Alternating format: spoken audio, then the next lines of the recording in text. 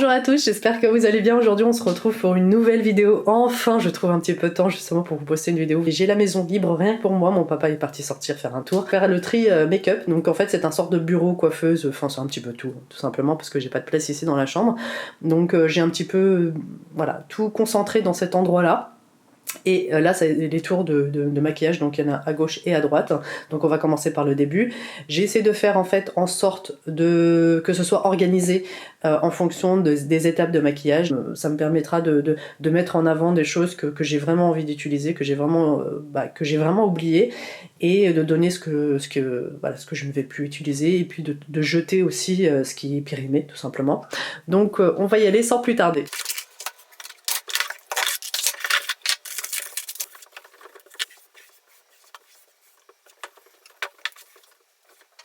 Ici vous avez un rangement en fait avec les bases, donc les bases à paupières et les bases contour des yeux, etc. Donc du coup je vais essayer de filtrer. Si vous avez une base orange pour neutraliser justement les cernes bien marquées, vous savez que je suis une femme très cernée. Et aux taches brunes, etc. Donc du coup évidemment que je le garde chez Make Up For Ever. Ça je l'ai acheté depuis très longtemps et il est toujours aussi efficace. J'essaie de l'ouvrir au minimum de façon à éviter qu'il ne s'assèche. Pareil pour celui-ci, je le trouve assez sympa, même s'il est, je trouve, un petit peu sec sur les bords, dans le sens, pas la consistance, mais je veux dire le rendu, c'est-à-dire que quand vous mettez un anti-cerne par-dessus, et ben il va assécher l'anti-cerne. Donc voilà, très bien pour les anti-cernes crémeux, lumineux, etc. Il va neutraliser justement les cernes bien marquées. Donc celui-ci évidemment que je le garde de chez Becca. La base à paupières pour les paillettes de chez NYX que je conserve évidemment. Là vous avez une base à paupières de chez Révolution qui est hydratante, etc. donc que je conserve. Urban Decay que je trouve vraiment très bien, elle est très efficace, etc. Donc celle-ci je l'ai achetée il y a peu de temps. Vous avez ici des face primer de chez Too Faced, la Hangouver. Ça fait très peu de temps que j'ai terminé la full size, donc du coup ceux-là je vais les mettre de côté. Base à paupières de chez Kat Von D. Kat Von D n'existe plus depuis déjà 2 ans il me semble, si ce n'est plus. Maintenant c'est devenu KVD Beauty, donc ça je l'avais eu lors des soldes il y a quelques temps, je l'ai utilisé quand même pas mal de fois. Toujours aussi crémeux, etc. En plus de ça c'est un sorte de beige qui permet de retrouver une belle couleur à ma paupière. J'ai absolument rien à dire sur ce produit là, sauf que je l'utilise très peu et je pense que ça va faire voilà, une heureuse en tout cas dans la famille, ça c'est certain, parce que ma cousine je sais qu'elle a des bonnes cernes, etc. et elle, ce genre de produit je pense qu'elle va l'utiliser. Base à paupières de chez Nars, elle est très similaire à celle de chez Fenty Beauty au niveau de la consistance, au niveau du rendu un peu velouté, etc. C'est même aussi quasi la même que l'Urban Decay. Donc autant garder l'Urban Decay qui est très récent, et je garde aussi le Fenty Beauty, mais c'est parce que c'est un petit échantillon tout mimi, etc. et que je peux vraiment prendre quand je me déplace. Ça c'est pas mal, ça m'évite de prendre des full size, donc je vais m'en séparer. Base à paupières de chez Etude House, j'en suis très satisfaite, c'est tout nouveau, ça vient d'arriver dans ma collection, et voilà, je compte le garder, il est vraiment très bien. Ils sont quasi tous similaires hein, entre le Fenty, l'Urban Decay et celui de chez Etude House. Ils sont vraiment très bien pour me maquiller moi-même et pour maquiller les autres, etc. Ça me suffit amplement. Continuer avec les fixateurs et les primers, surtout les primers. Donc là vous avez une sorte de brume d'hydratation en fait de chez Too Cool for School qui a été vendu il y a très longtemps en fait chez Sephora, qui n'est plus d'actualité. Je vais essayer de me le retrouver parce que franchement celle-ci elle est juste incroyable. Alors je l'utilise pas en tant que brume d'hydratation parce que vous connaissez hein, j'ai une série de soins, etc. qui envoie du lourd, donc c'est pas ça qui fait que en fait mon visage est hydraté. C'est surtout en fait le fait que celui-ci, après post-maquillage, c'est-à-dire une fois que vous allez mettre votre poudre de fixation, poudre de baking, il va donner ce côté hyper fluffy, hyper satiné, etc. à votre make-up. Va neutraliser ce côté, vous savez, côté cakey, voilà, côté craquelé, on va dire, au maquillage. Il est juste incroyable. Réellement, il m'en reste un tout petit fond que je compte utiliser. Réellement, j'utilise jusqu'au bout. Telle une rapace. Le primer de chez Hourglass, le Veil, je n'ai pas besoin de vous en parler, il est juste incroyable. D'ailleurs il s'est retrouvé dans mes favoris pas pour rien. Il a fait tenir mon maquillage lorsque c'était des conditions juste incroyables, 40 degrés à l'ombre, etc. En transpiration, etc. Enfin pendant un mariage quoi. Donc du coup c'est top. C'est vraiment un produit que je pense me reprendre, clairement, parce qu'il est vraiment très bien pour donner ce côté velouté en fait au maquillage. et il est génial. Ensuite nous avons ce petit œuf de chez Tony Moly, le Egg Fort. D'ailleurs il a craquelé, vous voyez, il est plus utilisable. Il a rendu l'âme. J'ai une belle zone de déshydratation et donc en fait ça me donnait cette sensation un petit peu, vous savez, tiraillée quand je l'utilisais sur l'ensemble de mon visage. Donc celui-ci je l'utilisais uniquement sur mon front et mon nez et mon menton, donc la zone T. Et le reste de mon visage j'utilisais un autre primer. Il y a d'autres produits qui sont complètement meilleurs, qui me permettent d'avoir une belle sensation au niveau du visage sans avoir ce côté tiraillé ou quoi. Et voilà, je compte pas courir après, etc. parce que je trouve qu'il y a d'autres primers qui sont carrément mieux. Donc celui-ci je vais le jeter. Ensuite, parlons d'autres primers. Celui-ci de chez Becca. C'est un très bon produit que j'ai beaucoup utilisé. Il donne ce côté, vous savez, très lumineux quand c'était la tendance du shimmering, la tendance du glowy, etc., etc. Donc là maintenant avec les masques, c'est quelque chose que je fais beaucoup moins parce que j'ai pas envie non plus de trop transférer mon make-up sur le masque. Donc du coup celui-ci je vais l'abandonner. Ensuite nous avons le Pocket Sunny qui est une brume hydratante que je n'ai très peu utilisé. Je l'avais utilisé en pensant que c'était un peu l'équivalent de celui-ci. Hein. Je trouve que ça fait un peu gadget parce que le produit en soi n'est pas non plus exceptionnel. Il apporte très peu d'hydratation et il donne pas cet effet satiné que j'aime tant que celui-ci donne. Donc celui-ci, je vais m'en débarrasser. J'ai une petite base coréenne de la marque Peachy, la Peach Glow. Elle neutralise justement les teintes ternes qu'on peut avoir, etc. Elle a un petit sous-ton un peu rosé, etc. Mais en fin de compte, ça donne cet effet un peu glowy. Mais glowy, vous savez, glowy sympathique, pas le glowy dégueulasse. Celui-ci est vraiment plutôt pas mal. Je trouve qu'elle est plutôt pas mal. Je l'ai utilisé juste une fois. J'ai pas eu l'occasion de la porter à plusieurs reprises, donc c'est en mode test pour l'instant. Donc évidemment que je vais la garder, hein, parce que ça fait peu de temps que je l'ai acheté sur YesStyle. Olé Eriksen, la Banana Primer. C'est une base illuminatrice. Vous voyez, c'est satiné, c'est joli sur le visage, etc. Ça donne cet effet, oui, vous savez, lumineux, en bonne santé, et pas glowy, huileuse, etc. Donc celle-ci, évidemment, je la garde. Quick Fix de chez Urban Decay, je l'ai terminé. Vous voyez, il y a très peu de produits, donc celui-ci, je vais m'en séparer. Le primer qui m'était donné en cadeau chez Sephora, celui-ci, je vais le donner. C'est un peu contraignant, quoi. Alors, le All Nighter qui faisait partie d'un lot, et en l'occurrence, il y avait ce primer-là, celui-ci, le fixateur, et il y avait un autre produit dont je me souviens plus. Qui est très bien, un très bon fixateur qui ressemble beaucoup en fait au fixateur de chez Skindinavia. D'ailleurs ça a été créé par Skindinavia, by Skindinavia, donc je vois pas l'intérêt d'acheter celui-ci alors qu'on peut aller à la source. Skindinavia fait beaucoup de promos, etc. fait 50% sur leurs produits quasi toutes les 30 secondes. C'est un miniature du fixateur de Skindinavia. Je le garde parce qu'en fait quand je maquille une personne et que j'ai pas envie de me trimballer les grosses bouteilles, donc je transvase le produit que j'ai ici. Le Pore Perfecting de chez Urban Decay, je m'en sépare parce que ça fait très longtemps que je l'ai dans ma collection et que voilà, je le prends pas instinctivement parce que le primer veille est un peu meilleur que celui-ci. Donc voilà, je vais m'en séparer, je vais le jeter parce que je pense qu'il a périmé entre temps évidemment. Celui-ci de chez Origins, il maintient justement les sébums, très aérien, très mousseux, etc. Donc très confortable. Ça rafraîchit et j'ai trouvé qu'il était vraiment très sympathique, surtout à utiliser en été. Primer Prime Time de chez Bar Minéral. Non, celui-ci je vais le garder parce que il est vraiment doux. Il glisse parfaitement et surtout le rendu est très joli. Donc du coup je le garde, ouais, je le garde. Celui-ci je le garde, j'ai même pas besoin de vous en parler, il s'est retrouvé dans mes favoris.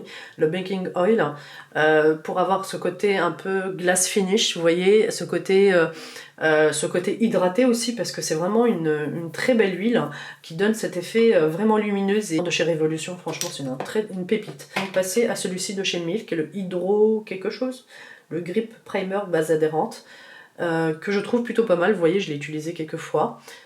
Il est bien pour maintenir justement le maquillage en place. Ça t'hydrate mais ça agrippe le fond de teint et il est plutôt pas mal. Je dis pas que c'est le meilleur que j'ai utilisé mais il est vraiment bien. Pareil pour celui-ci que je trouve très hydratant quand vous avez la peau qui tiraille, etc. fatiguée. Et ben ça vous sauve la vie. Il est très similaire au Hangover. Hein. Le Face Blur de chez Etude House. Je pensais qu'en fait ça allait être un produit qui allait me plaire. Mais vu sa tonalité très rose, comme vous pouvez le constater, très... pas blanchâtre, mais eux, ils aiment beaucoup utiliser ce genre de tonalité rose pour venir casser justement les teintes ternes, les teintes un peu jaunâtres, un peu maladives entre guillemets, c'est une façon de parler, hein. C'est pas, je dénigre personne. Parfois j'ai ce genre de teint, très fatigué, etc., manque de fer entre guillemets, et ben ça vous sauve la vie, c'est très bien. Donc du coup je sais pas, puisque celui-ci est assez similaire, mais il est plus subtil si vous voulez. Donc celui-ci je pense que je vais m'en séparer. Ensuite, côté fixateur et primer, j'utilise très peu le primer parce qu'il met du temps à sécher, etc. Donc c'est un peu chiant, j'ai pas le temps des fois quand je veux aller travailler ou quoi, je suis à la minute près. Donc du coup j'ai tendance à utiliser voilà, les fixateurs que je vous ai montrés. Mais ceux-là, surtout pour des occasions, pour des mariés ou quoi, quand je maquille certaines personnes, bon primer il est très accrocheur, il est génial. Franchement Skindinavia c'est les meilleurs, réellement c'est les meilleurs, c'est les best. Et fixateur de la mariée, c'est le bridal, et celui-ci il est génial, je l'utilise tout le temps. En fait c'est du béton armé, clairement. Si vous voulez tenir votre make-up pour une occasion, si vous vous mariez ou quoi, si vous avez une soirée, des fiançailles, peu importe, vous voulez faire tenir votre maquillage parce qu'il y aura forcément de l'émotion, rien de tel que ce petit bijou. Évidemment que je le garde, ce sont mes bébés. Ce serait bien que je refasse un petit tour chez Primark, ça pour retoucher les traits de liner et les petites chutes. Beauty Blender, que évidemment voilà, je garde, ça va de soi. Et ce petit bijou. Celui-ci je l'avais acheté toujours sur YesStyle, hein, de toute façon c'est mon fournisseur number one. C'est une sorte d'éponge statique certainement qui va venir capturer les pigments de votre pinceau, et ça vous permettra d'utiliser votre pinceau et d'éviter de trop le laver. Parce que plus vous lavez votre pinceau, plus il se détériore. Et puis moi, voilà, j'ai pas envie de détériorer certains pinceaux que j'ai pas envie de remplacer. Donc du coup, voilà, cette petite chose-là, cette petite mousse, elle est vraiment très très bien. Donc évidemment que je la garde, ça va de soi. Et j'ai toujours des petites lingettes, etc. pour mes swatchs, pour me nettoyer les mains parce que moi j'adore utiliser les textures sur les mains, les fards à paupières avec les doigts, etc. Donc voilà, j'ai terminé. Donc maintenant je vais ranger.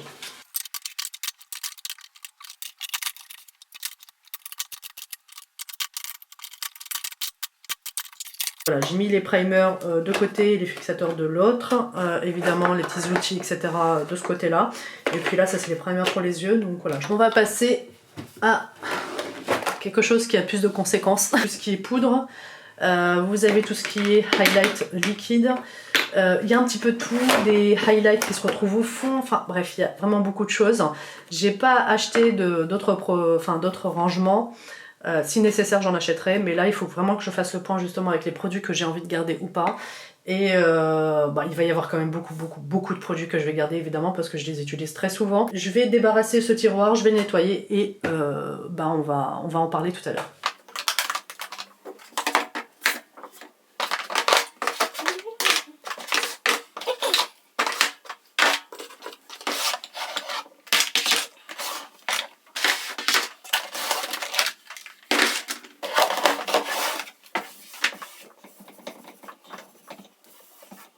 Il y avait beaucoup de choses au fond, et ce que je trouve regrettable dans ce rangement là, c'est qu'on ne peut pas avoir accès au fond, quoi. C'est dommage, le tiroir s'étire pas jusqu'au bout, donc du coup on visualise beaucoup moins et malheureusement on rate pas mal de choses. C'est des poudres de teint, des poudres de fixation, voilà, donc du coup que j'utilise sur moi-même ou sur les personnes que je maquille, etc. Donc ça en l'occurrence j'adore utiliser ça parce que ça donne ce côté très velouté, imperceptible de Make Up For Ever, vous le connaissez tous et toutes je suppose. Donc du coup celui-ci évidemment que je garde. La poudre de chez NARS, celle-ci, Santa Fe, parce que j'ai beaucoup utilisé, vous voyez je l'ai creusé, pour creuser une poudre, il faut vraiment y aller avec moi. Elle est très bien, elle est très veloutée, très jolie. Ça fait longtemps que je ne l'ai pas utilisée, donc je pense que je vais m'en séparer. Donc la poudre de chez NARS, celle-ci est beaucoup plus claire que l'autre, c'est la Light 5, la Fiji. Voilà, c'est ma tonalité, elle est parfaite. Sauf que je suis même pas sûre de pouvoir l'utiliser. Ouais, je suis pas sûre. Donc du coup, je vais la mettre de côté, je vais réfléchir. Donc celle-ci, je vais voir ça tout à l'heure. Je vais finalement prendre ma décision tout à l'heure. Bobbi Brown. Celle-ci, c'est la Sunny Beige 2. Donc en fait, c'est une poudre de finition. Elle est très claire. En fait, c'est une poudre de teint, de finition, etc. Donc elle est très... Ça dépose comme un voile, elle est très bien. sauf que elle est très très claire, et ça c'était quand j'étais cadavérique, etc. Donc elle me convenait parfaitement. Sauf que maintenant, voilà, je vais en vacances et je prends des couleurs. Donc même si je pense pas arriver à cette tonalité-là, c'était vraiment parce que ça faisait des années que je n'étais pas allée en vacances. Celle-ci, je vais m'en séparer. Je pense que je vais la donner à une de mes cousines qui est très très claire de peau. Chanel, poudre universelle compacte. Celle-ci, je ne l'ai pas utilisée depuis 1 siècle et demi. Et d'ailleurs, je sais même pas comment l'ouvrir, hein, si tu la prends à l'envers. J'aime beaucoup, elle est très lisse, très veloutée, etc. Mais je vais réfléchir. Réellement, c'est un peu comme celle de chez Nars, je ne sais pas si je vais la garder. Ensuite, ceux de chez Too Faced, la Cocoa Powder Foundation. Donc celle-ci, c'est en teinte médium. Celle-ci, elle est très jolie. Celle-ci, je la garde. Medium, c'est ma tonalité de transition. Et j'ai la light, il me semble. La light medium. Donc ça, c'est ma tonalité. Ensuite, nous avons celle de chez MAC. Donc celle de chez MAC, c'est la medium plus. Je sais pas, je me tâte, c'est un peu comme les autres, je me tâte, je sais pas très bien ce que je vais en faire. Mais je vais voir. Il faut quand même que j'ai quelques poudres de façon à pouvoir maquiller aussi. J'ai ces poudres là de chez Charlotte Tilbury. Évidemment, ce sont des poudres de finition que j'ai en 2 teintes. La teinte 1 que je me suis prise récemment et la teinte 2 que j'ai creusée de ouf. Vous voyez, c'est la première fois. Je l'adore en dessous d'œil, je l'adore sur le visage, je l'adore en tout. Donc du coup, voilà, je les ai en 2 tonalités. Évidemment que je les garde, ça va de soi. La Peach Cotton de chez Skin Food, qui est géniale pour venir matifier justement, pour donner ce côté velouté. Oh là là, c'est une merveille celle-là. Franchement, si vous l'avez pas, prenez-la vous serez hyper heureuse.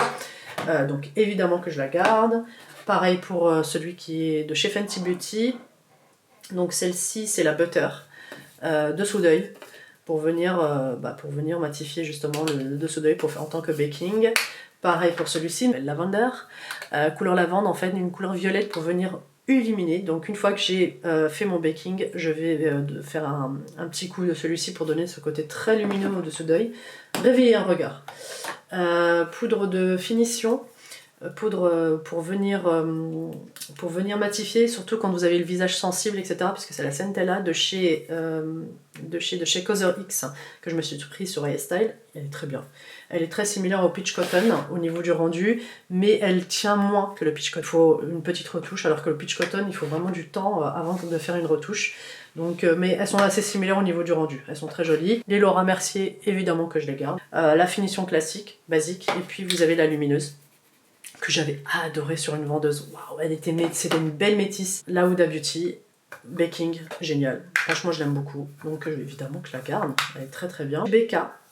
C'est une poudre que j'avais pris pour justement venir illuminer le dessous d'œil en pensant que c'était celle qui était identique au Laura Mercier ou celle qui était identique au Fenty Beauty. Ce qui n'est pas du tout le cas, elle a tendance à assécher le dessous d'œil, donc celle-ci, je vais m'en séparer, ça a été un petit flop malheureusement. Je sais pas pourquoi je l'ai gardée dans mes tiroirs, je sais pas. Donc je vais le donner à quelqu'un si quelqu'un veut l'utiliser, au pire ils la jetteront. Laura Mercier également. Ça c'est pour le dessous d'œil, ça c'est pour baking, même en dessous d'œil ça marche très très bien, ça flétrit pas le regard ou quoi. BKA par contre ça c'est une merveille. Si vous voulez donner ce côté lumineux, un peu comme celui de chez Laura Mercier, mais ils ont 2 tonalités complètement différentes. L'une est champagne, donc celle-ci est champagne, je sais pas si vous verrez quoi que ce soit, je pense pas, bref. Celle-ci est champagne de chez Laura Mercier, mais celle-ci est un peu... Elle est peachy, vous voyez un peu. Elle illumine, elle vous ravive un teint, elle est juste extraordinaire. Quand je porte cette poudre-là, on m'a toujours complimenté. Du coup, on va continuer sur les poudres bronzantes et ensuite on va enchaîner sur les highlights et les palettes pour terminer. Et puis voilà. Donc du coup, poudre bronzante, j'ai même pas besoin d'en parler, elle est géniale, je la garde évidemment, je l'ai acheté il y a peu de temps.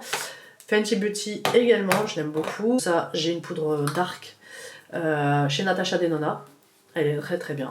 En tant que sculpting, en tant que poudre bronzante, etc. Pour les peaux foncées, etc. C'est génial. Les peaux noires. Hoola Benefit. Évidemment, tout le monde a un petit hoola chez soi. Celui-ci, je l'ai énormément utilisé. Le pinceau, mon dieu. Il est crade, mais de toute façon, je le lave pas parce que je l'utilise plus depuis très très longtemps. Donc du coup, je me demande pourquoi je le garde d'ailleurs.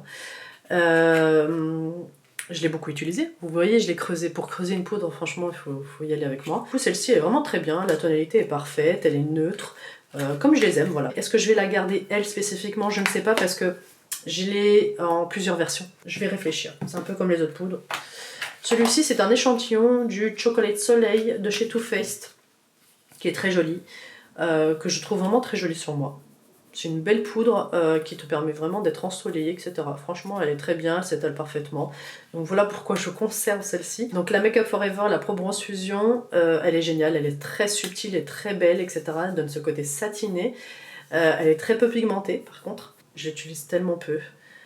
Parce qu'il y a d'autres poudres qui se travaillent vraiment très très bien. Non, celle-ci je vais m'en séparer. Celle de chez Primark, la powder bronzing, je sais pas quoi, la bronzing powder, pardon, que j'ai en version Sunrise. Moi je suis très difficile dans les make-up, hein, mais vous savez, quand il y a une petite marque qui coûte 3 fois rien et qui vous propose des super produits, je suis prenante. Clairement, moi je suis la première à vous en parler. Franchement, il n'y a aucun problème au niveau de l'application, au niveau du pigment aussi, il n'y a aucun problème, sauf qu'en fait elle est un peu orangée quoi. Quand celle-ci est plus jaune, celle-ci est plus orangée, vous voyez, il y a une sacrée différence entre les deux.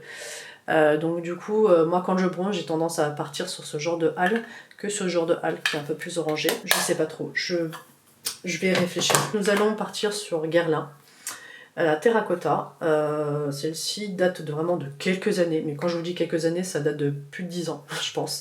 Donc celle de chez Primark est très similaire justement à la terracotta de chez Guerlain, et je trouve voilà, qu'on peut trouver vraiment son équivalent en beaucoup moins cher. Donc du coup, pour celles qui sont adeptes de terracotta, prenez celle de chez Primark, hein, elle est tout aussi bien.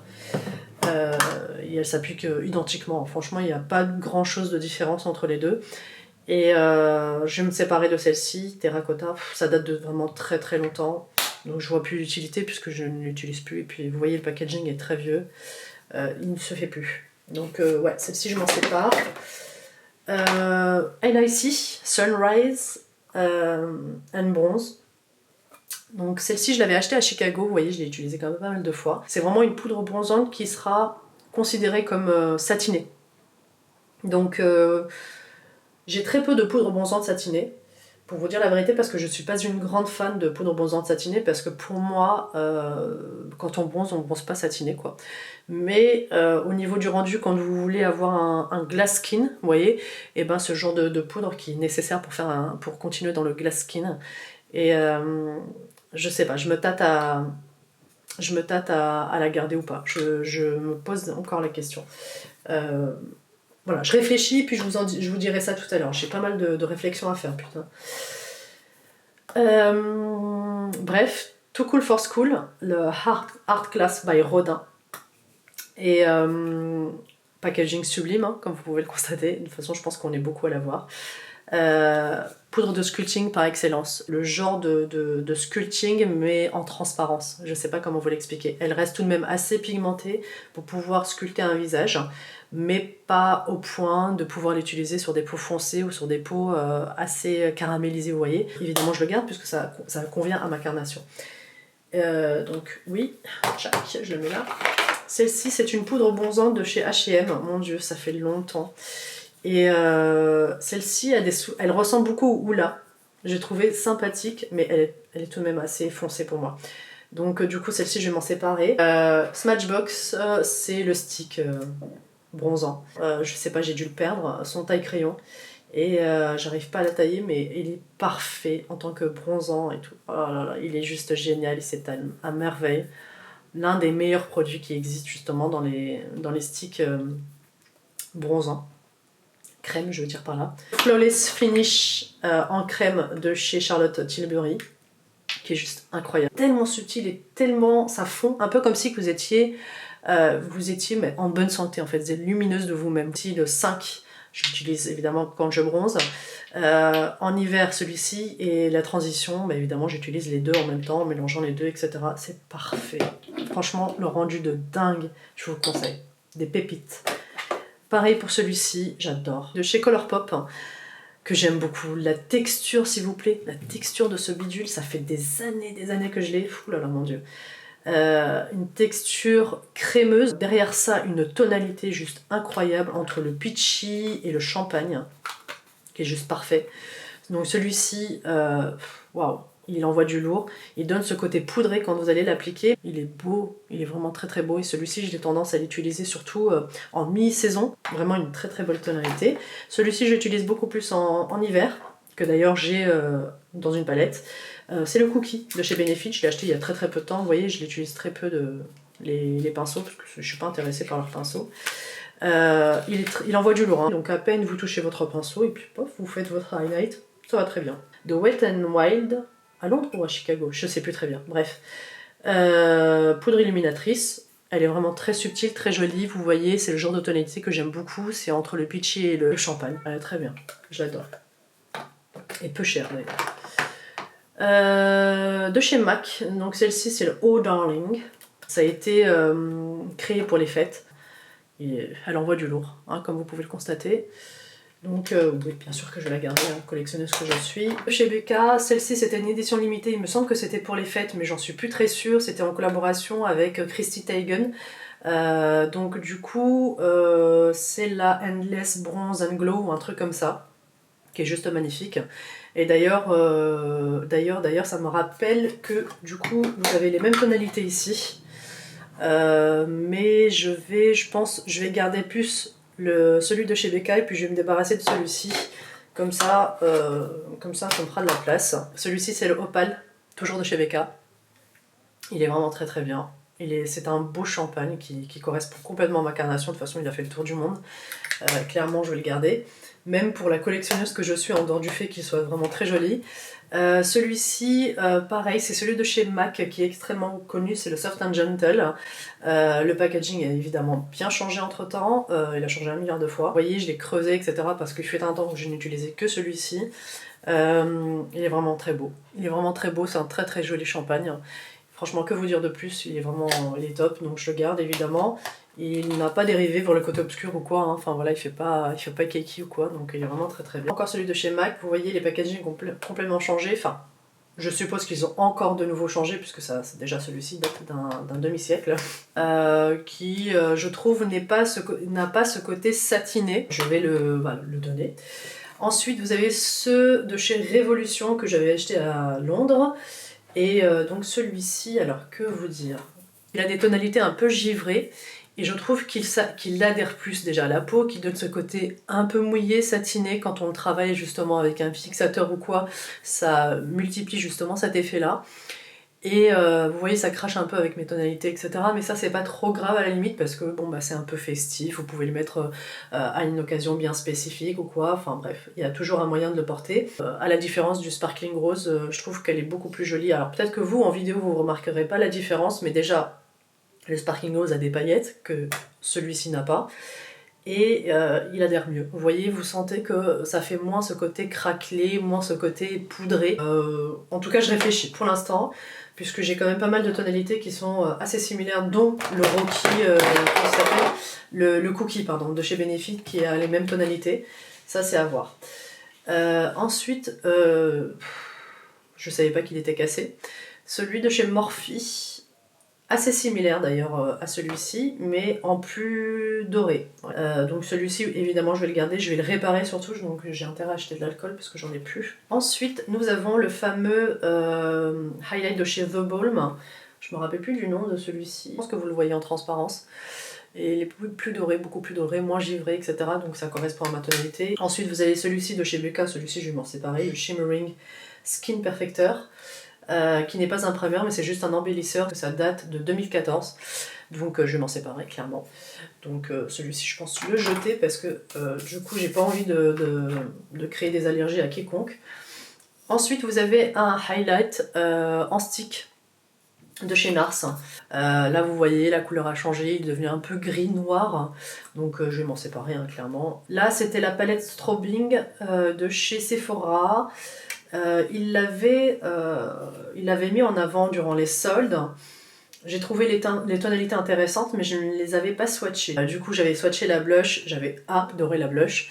Donc je me suis dit, ça doit être de la même qualité, sauf que pas du tout. Elle donne pas ce côté satiné que j'aime. Bon, si vous avez des pores ou quoi, enfin ça va marquer du tonnerre. Non pas que j'ai beaucoup de pores, hein, mais j'en ai quelques-uns quand même, hein, comme tout le monde, je suppose. Apparemment, je vais le dire par là. Je vais m'en séparer. Celle de chez Révolution. Alors...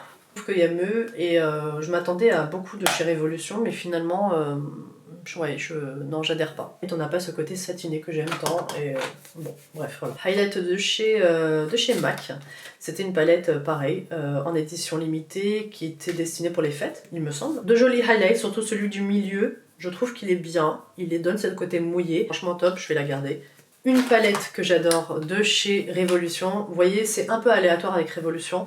C'est soit les poudres sont pas topissimes, soit elles sont exceptionnelles. Et cette palette-là, elle, je trouve, hein, à mon sens, elle fait partie justement des poudres exceptionnelles. Même si j'utilise qu'une partie de la palette, le prix est complètement dérisoire par rapport à la qualité des produits. Je mélange les quatre. Et j'obtiens un highlight juste incroyable. Ils ne donnent pas ce côté texturisé à la peau.